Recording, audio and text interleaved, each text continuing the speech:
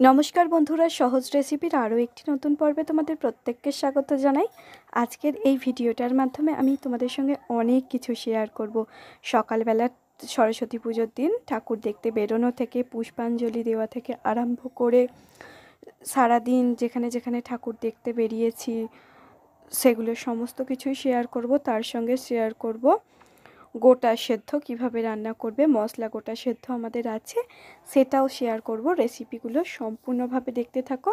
একটা ব্লগ ভিডিওর মতোই হয়ে গেছে আজকের ভিডিওটা, সম্পূর্ণভাবে দেখতে থাকো।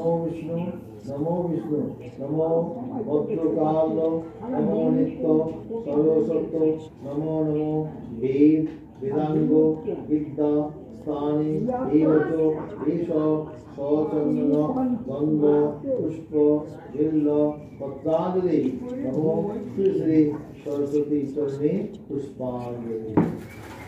সকালবেলা উঠে হলুদ বেটে মেখে স্নান করে নিলাম, নিয়ে পড়ার স্যারদের বাড়ি পুষ্পাঞ্জলি দেব বলে গেলাম।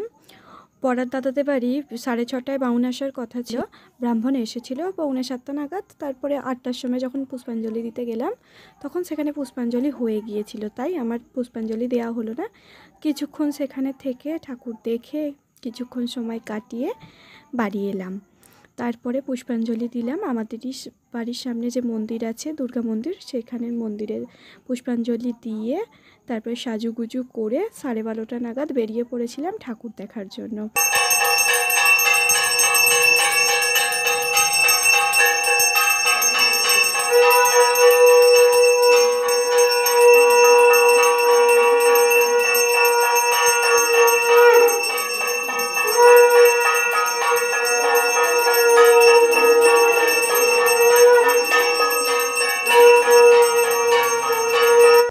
স্কুলের দিকে গেলাম, হাঁটতে হাঁটতে গিয়েছিলাম। সমস্ত ঠাকুর দেখতে দেখতে 23-24টার মতো ঠাকুর দেখেছিলাম।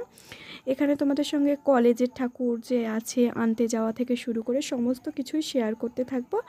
সম্পূর্ণভাবে দেখতে থাকো ভিডিওটা, সব কিছু এর মধ্যে পাবে। অনেকগুলো ঠাকুর দেখেছি। এখন চলে গেছি আমাদের গার্লস স্কুলে। সেই গার্লস স্কুলের সমস্ত ঠাকুর দেখা এবং যে সমস্ত সবাই বাচ্চারা ছবি এঁকেছে সেইগুলো ঠাকুর দেখা, কিছুটা মুহূর্ত স্যার দিদিমণিদের সঙ্গে সময় কাটানো, বিশেষ করে দিদিমণিদের সঙ্গে সময় কাটানো।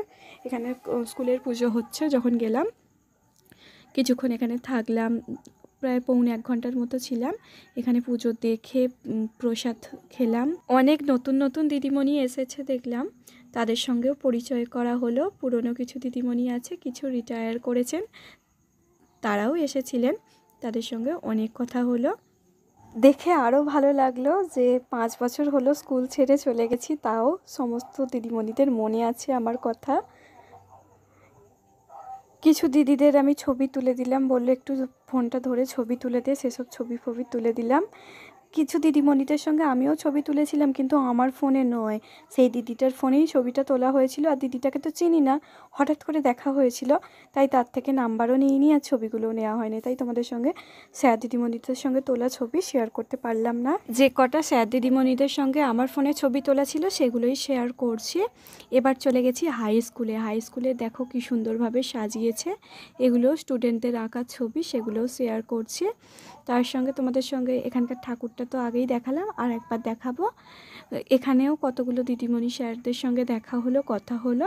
তবে আজকের দিনে অনেক স্যার দিদিমণিদের সঙ্গেই দেখা হলো না এই হাই স্কুলে এসে, যেহেতু আমাদের হাই স্কুলের বেশিরভাগ স্যার দিদিমণি কলকাতার দিক থেকে আসেন, তাই এই দিনটায় সবাই আসেন না। যে সমস্ত স্যার দিদিমণিদের কাছাকাছি বাড়ি তারাই এসেছিলেন, সেগুলো তোমাদের সঙ্গে শেয়ার করতে থাকছি। দেখতে থাকো কি সুন্দর ছবি এঁকেছে দেখো। এই স্কুলে এসে একটা দিদিমণির কথা মনে পড়ে গেল। 3 বছর আগে যখন আমি ইউটিউব চ্যানেল খুলেছিলাম, সেই দিদিমণিটাকে সহ আরও স্যার দিদিমণিদের বলেছিলাম যে আমার চ্যানেল খোলার কথাটা। আজকে দেখি সেই ম্যামটা বলছেন, মঙ্গলা তোমার ইউটিউব চ্যানেলটা আছে না বন্ধ করে দিয়েছিস? আমি বললাম এখনও আছে। যে চালিয়ে যা, একদিন না একদিন হবে, এখনও হয়নি তো কি হয়েছে, ধৈর্য ধরে করলে নিশ্চয়ই হবে। এই ইউটিউব চ্যানেল খোলার কথাটাও যে ম্যামের মনে আছে সেটা শুনে খুবই ভালো লাগলো। এই স্কুলে এত পরিমাণে দেয়ালে ছবি এঁকেছে, 15 মিনিট লাগলো খালি ছবিগুলো তুলতে আর ভিডিও করতে। তারপরে আবার চলে গেলাম ঠাকুরের মণ্ডপে, পূজা মণ্ডপে আরও কিছু সেলফি তুলে নেওয়ার পরে আবার কিছুক্ষণ স্যার দিদিমণিদের সঙ্গে দেখা করলাম টিচার্স রুমের কাছে গিয়ে। প্রণাম করে এবার বাড়ির দিকে চলে এলাম, কারণ আবার বাড়িতে এসে যে পড়া স্যারদের বাড়ি দুপুরবেলায় নিমন্ত্রণ থাকে প্রত্যেক বছর, সেখানে আসতে হবে। আরও অনেক দেবী প্রতিমা দেখতে দেখতেই বাড়ির দিকে এবার চলে আসছি।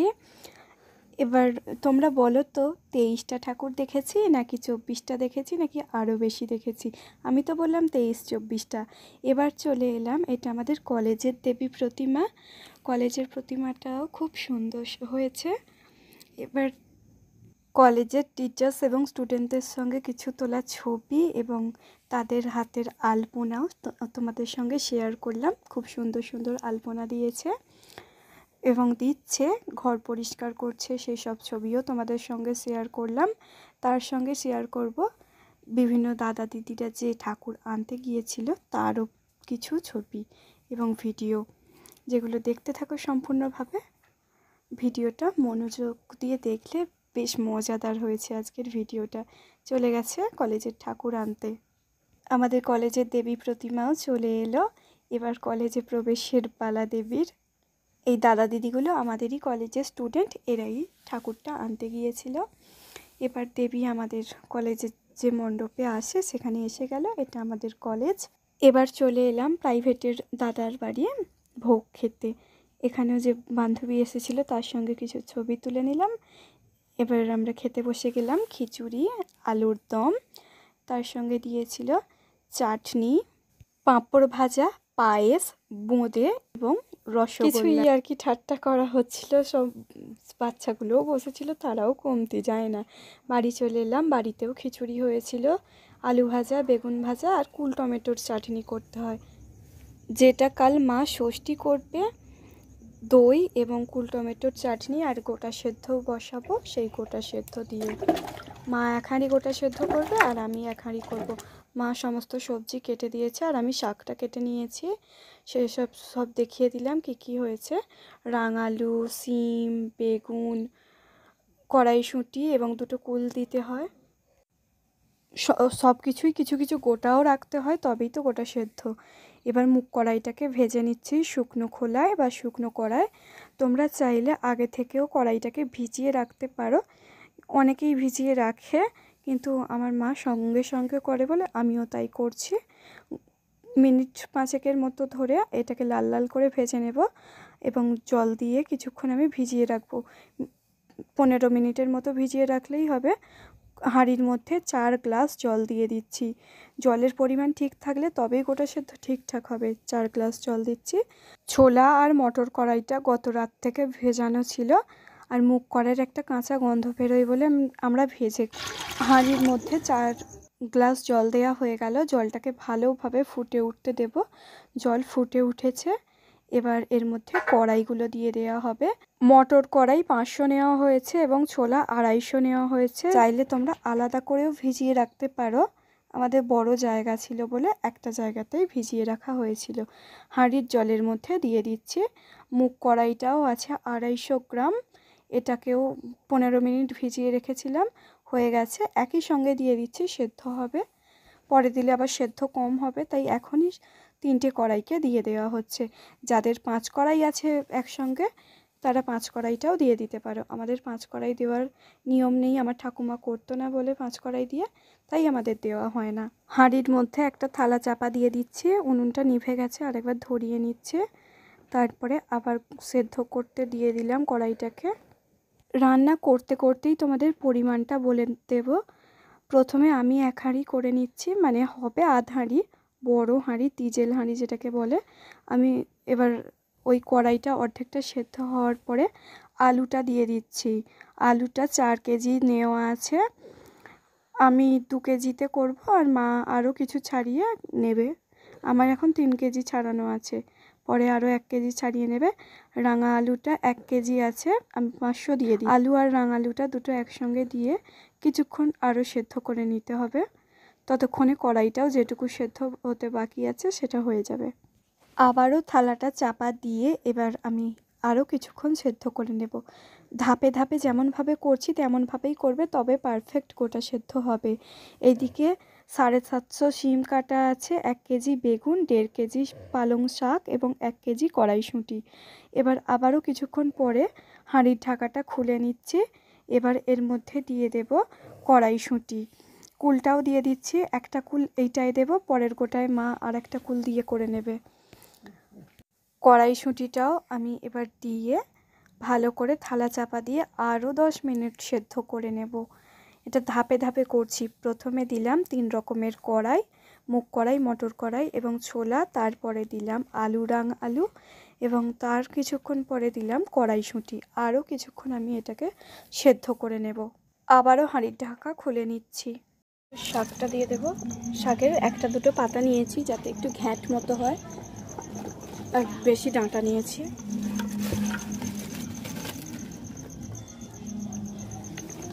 শাকটা 1.5 কেজি। শাকটাও একটা ধাপে দিলাম। শাকটা একটু সেদ্ধ হবে, মানে 5 মিনিটের মতো। তারপরে বেগুন আর শিমটা দিয়ে দেবো। আর বেশিক্ষণ দেরি করব না, কারণ শাকটা সেদ্ধ হতে খুব একটা বেশি সময় লাগে না।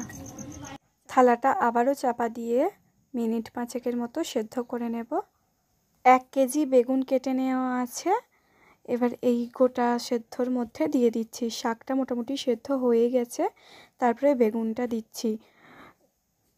অনেকের অনেক রকম গোটা আছে। এবার 750 শিম কেটে নেওয়া আছে, শিমটা হাঁড়ির মধ্যে দিয়ে দিচ্ছি। শিম বেগুন একসঙ্গেই দিতে হবে, যেহেতু দুটোই তাড়াতাড়ি সেদ্ধ হয়ে যায়। এর মধ্যে কিছু মটুরে শিম, মানে দানাগুলো বড় বড় মোটা মোটা, সেই শিমও নিয়েছি, আর কিছুটা পাতলা শিমও নিয়েছি। স্বাদ মতো নুন দিয়ে দিচ্ছি, আর পরিমাণ মতো সর্ষের তেল, মানে 100 ml মতো সর্ষের তেলটা নিয়েছি। ভালো করে মিশিয়ে নেব। কিছু কড়াইশুঁটিও গোটাও দিয়েছি। সমস্ত কিছুই গোটা দেওয়ার চেষ্টা করেছি একটা করে। ভালো করে মিশিয়ে নিচ্ছে। কারো আছে মশলা গোটা, কারো আছে ভাজা গোটা, সমস্ত সবজিগুলো ছাঁকা তেলে ভেজে পরে নুন ছড়িয়ে খাওয়া, কারো আছে নুন জলে সেদ্ধ গোটা। কিছুক্ষণ আরও সেদ্ধ করে নিয়েছি। এবার জিরে গুঁড়ো, লঙ্কার গুঁড়ো, আদা বাটা চাইলে দিতে পারো, আমি দিচ্ছি না, আমার মা দেয় না বলে। অনেকে আদা জিরে বাটা দেয়, আবার অনেকে আদা জিরে সর্ষে ধনে এই সমস্ত কিছুও বেটে দেয়। আমাদের এগুলো দেওয়া হয় না। এবার দিচ্ছি পরিমাণ মতো হলুদ গুঁড়ো, চিনি দিচ্ছি স্বাদ মতো। তেল ঝাল মশলা সব সমান সমান হবে। আবারও ভালো করে নাড়াচাড়া করে মিশিয়ে নিচ্ছি।